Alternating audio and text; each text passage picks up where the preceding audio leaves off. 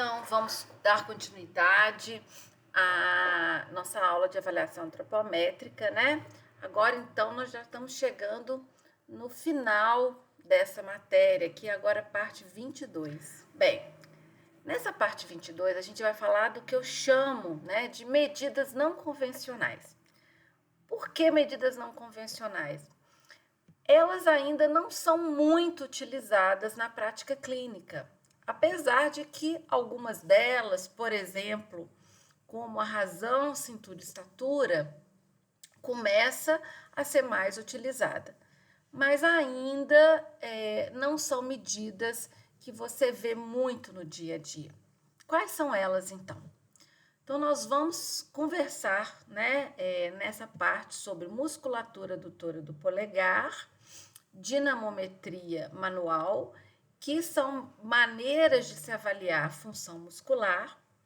Vamos falar do diâmetro abdominal sagital, da razão cintura-estatura e do índice de conicidade, que são indicadores de adiposidade central. E vamos falar de novos índices, versões criadas para substituir o IMC, né, o nosso famoso e antigo IMC, que são índice de adiposidade corporal, massa gorda relativa, índice de massa gorda, índice de massa magra, o índice de adiposidade visceral, o índice ajustado para massa gorda. E nós temos também algumas equações para predição de gordura visceral e temos a medida da circunferência do pescoço. Bem, na aula de hoje, né, nessa parte que a gente vai conversar, nós vamos falar então da avaliação da função muscular. Nós já vimos maneiras de avaliarmos a quantidade, né, de músculo que nós temos no nosso corpo. A gente faz isso comparando sempre com uma população de referência, né? A gente tem o quê? Circunferência muscular do braço, área muscular do braço corrigida. Então, são maneiras de se avaliar a quantidade de massa magra que nós temos no nosso corpo, tá? E a gente compara a quantidade sempre com um padrão de referência. Dessa vez, nós vamos tentar avaliar a função muscular, tá? Para isso, nós podemos utilizar a musculatura adutora do polegar ou a dinamometria manual. Então, vamos lá. Por que, né, avaliar a função muscular? O que foi observado através dos estudos? Que em pessoas desnutridas, as alterações funcionais, elas podem ocorrer antes, tá? De se conseguir detectar pelos métodos que a gente chama de estáticos ou métodos tradicionais. Ou seja, se eu conseguir avaliar a função muscular, eu vou conseguir ver uma desnutrição antes do que ela apareceria, por exemplo, se eu fizesse CB, CMB ou AMBC, né? Que é circunferência braquial, circunferência muscular do braço e área muscular do braço corrigida. Então, são métodos interessantes que avaliam a função muscular porque ele consegue me mostrar antes do problema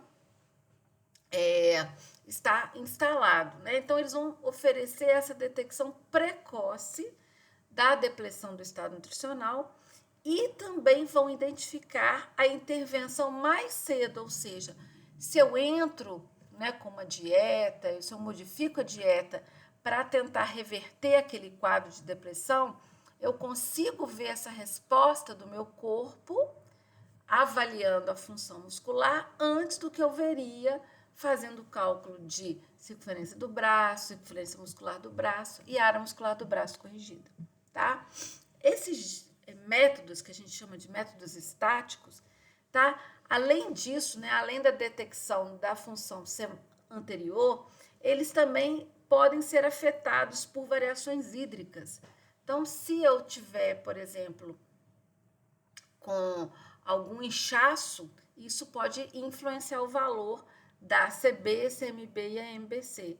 Se eu tiver com trauma, com infecções e com o uso de certos medicamentos, podem então alterar esses valores. Bem, então nós vamos começar falando da musculatura adutora do polegar. Tá? Esse cálculo parte de um estudo de Lameu e colaboradores de 2004. É considerado um método simples, não invasivo, rápido e de baixo custo, e ele estima a atrofia ou não, né, do músculo adutor do polegar. E com isso, ele vai avaliar se o meu paciente tem alguma perda na vida laborativa, ou seja, perda de trabalho, porque nós utilizamos as mãos para fazer os trabalhos, né? Então, a gente avalia, então, perda da vida laborativa e redução das atividades diárias. Como que é a realização dessa aferição? Então, o meu paciente deve estar sentado, tá? A mão tem que estar apoiada no joelho e o cotovelo tem que estar num ângulo de aproximadamente 90 graus. O músculo adutor do polegar, né, ele vai ser pinçado no vértice de um triângulo imaginário formado pela extensão dos dedos indicador e polegar. Então, se a gente pega o indicador e polegar, imagina eles um triângulo, no vértice desse triângulo vai ser onde eu vou colocar, então eu vou pinçar, eu vou medir, tá? Normalmente pede-se para fazer 3 medidas e calcular a média. Então, tá vendo aqui, ó, o meu polegar e o meu indicador. Então, imagina aqui um triângulo e quando tem o encontro, né, desses dois, a gente tem o vértice, que é exatamente onde nós vamos colocar o que? A gente utiliza o adipômetro. Nós utilizamos o adipômetro para fazer essa aferição. Bem, esses valores que nós vamos utilizar, a gente pode utilizá-los com adultos saudáveis, mas também com pacientes cirúrgicos e oncológicos. Qual que é a fórmula que a gente usa? É essa aqui, né? Percentual de adequação, né, da musculatura adutora do polegar vai ser a musculatura adutora do polegar aferida do meu paciente, dividida pela musculatura abdutora do polegar, a mediana de uma população de referência, tá? Multiplicado por 100 para dar em percentual, tá? Nós vamos ver aqui o próprio Lameu, né? Ele forneceu, então, os dados, né, de populações de referência. Existem outros estudos, tá? Nós vamos ver em seguida. Então, aqui vem, né, do estudo original do Lameu. Então, ele coloca valores de padrão de espessura do músculo adutor do polegar conforme o sexo de indivíduos saudáveis. Então, a gente vai pegar o que? A gente vai usar a mediana. Então, eu vou pegar o valor do meu paciente dividido por essa mediana vezes 100 para dar em percentual. E aí, eu uso essa tabela de adequação do músculo adutor do polegar para fazer a classificação. Então, é considerado ausência de depressão se eu tenho valor de 100% ou mais. Se eu tenho entre 90 e 99, é uma depressão leve, né? Então, eu depletei aquele meu músculo, então eu perdi parte da minha vida laborativa. Depressão moderada de 60% a 90% e depressão grave menos de 60%. Aqui eu apresento também, né, o estudo de Gonzalez, que ele mostra percentis, tá? O percentil 5, o percentil 50, o percentil 95, tá? De homens e mulheres, né? Ele utilizou a mão não dominante e a mão dominante, tá? Mas nesse estudo ele não estabeleceu pontos de corte para que nós possamos fazer classificações. Bem, agora nós vamos passar para o outro método de avaliação da função muscular, né? Que é a dinamometria manual. tá? O que é essa dinamometria manual? É a força máxima voluntária de pressão manual. Então, eu vou medir isso. O máximo de força que eu faço voluntariamente de pressão manual, tá? Nós vamos utilizar um aparelho, né, o dinamômetro, tá? E essa medida, a gente consegue, com ela, estimar a força que o músculo esquelético tem. A gente vai poder também avaliar funcionalmente idosos e a população geral.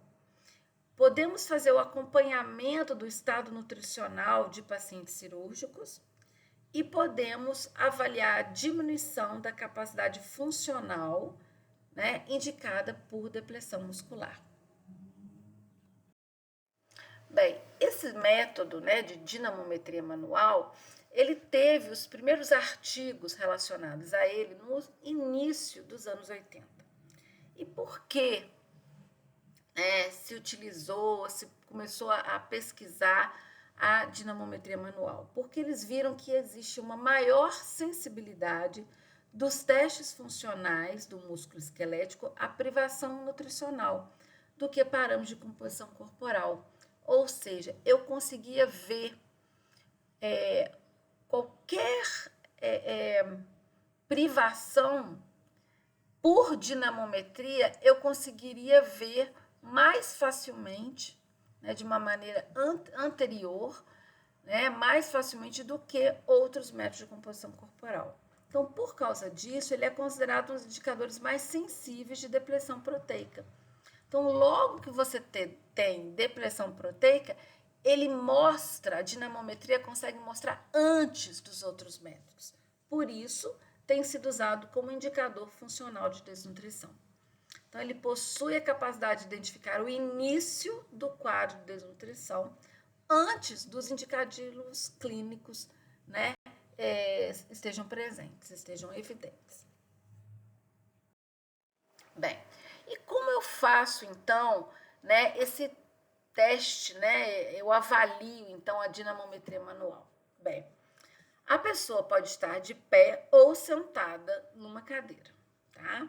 E o braço dela tem que estar ao lado do corpo, o antebraço vai flexionar 90 graus e o cotovelo não pode estar apoiado.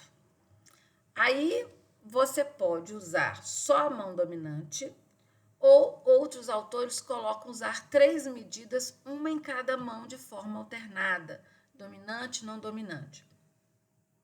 Você coloca o dinamômetro na palma da mão e não deve permitir que o seu paciente movimente o cotovelo ou o punho durante o exame. Então, só a mão deve mexer, nem o cotovelo, nem o punho.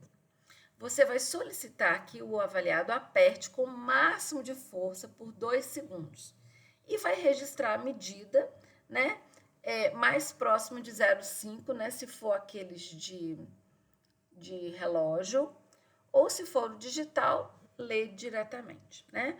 Você vai considerar a melhor execução, ou seja, a medida mais alta de cada uma das mãos. E você vai expressar essa medida como percentual do padrão. Então, aqui nós temos o dinamômetro, né? Mostrando aqui como que deve ser, como que a mão deve ficar, né? E aqui um valor, né? Uma pessoa apertando e aqui dando o valor. Bem, então, alguns autores pedem para colocar percentual do padrão. Então, aqui você tem o estudo de Montaltini e colaboradores. Ele fez um estudo com adultos jovens, ou seja, de 19 a 25 anos. Então, para 19 a 25 anos, o valor da mediana, por exemplo, para mulheres é 27, para os homens 45. Então, 45, né, para os homens seria 100%, para aquele meu homem voluntário, né, o valor seria X. Então, você vai ver o percentual do padrão. Porém, quando nós temos esse valor, como que nós vamos classificar? Né? Infelizmente, nós não temos pontos de corte para este estudo. Né? O Montaltini ele não não fez o estudo dele e não nos trouxe esse valor de ponto de corte. Então, Por isso, a dinamometria não é muito utilizada, porque fica difícil interpretar o valor. Esse estudo aqui, que é um estudo de Barbosa e Silva, que é um estudo com população brasileira, ele foi um pouquinho mais além, né? Ele está apresentando aqui percentis, né? Da mão dominante e mão não dominante, de adultos de 18 a mais de 60 anos, mas ele traz para a gente um ponto de corte. O que ele fala?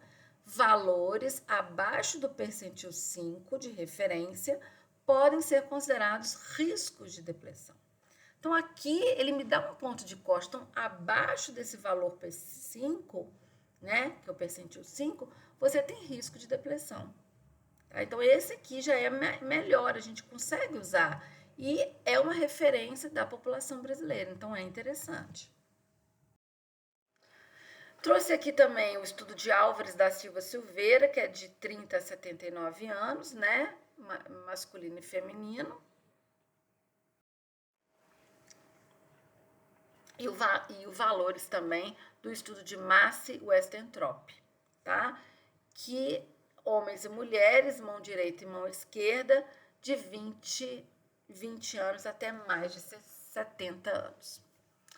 Bem, gente, então isso é o que a gente tinha para trazer com relação à dinamometria manual. Então, eu vejo vocês na próxima parte.